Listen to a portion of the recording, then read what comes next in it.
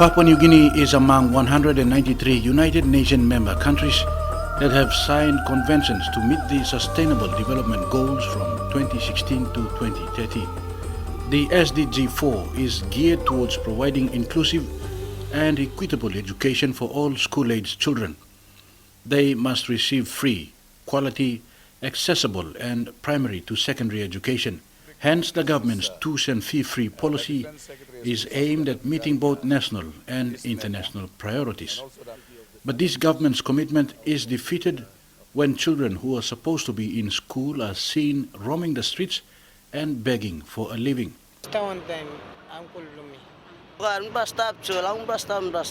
na still na kaiken gua street na sili street ken na round street na kaiket chol na basta stop Pesa paini no art plawin pesa china pesa salo santin pesa china pesa kaiken yes alpat pesa can go still to big boxy money come na ban pa buy molsan. With the government's 2050 vision of having a fair, safe and wise society, PNG is yet to achieve that goal. This is because thousands of children are not in school. Hundreds of school-aged children are still roaming aimlessly around the country. Many could not access a school due to the geographical setting of the country. Others are found in urban areas. Towns and cities are becoming an eyesore of children begging on the streets. Some are earning their living through selling of cheap items. Most of these goods are bought from shops owned by mostly Asians. The national government has been embarking on policies to regulate increase of school-aged children hanging on streets. In 2015, it passed the Lukautim Pikinini Act. The act empowers the Department of Community Development to enforce better laws that protect children. But the law was never implemented due to various reasons since its passage.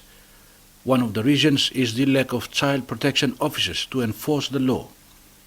Member for Pomio Elias Kapavore has questioned the Minister for Community Development whether implementation of the law is still effective to date. What are the department's plan to deal with school children who are involved in other activities other than in classrooms?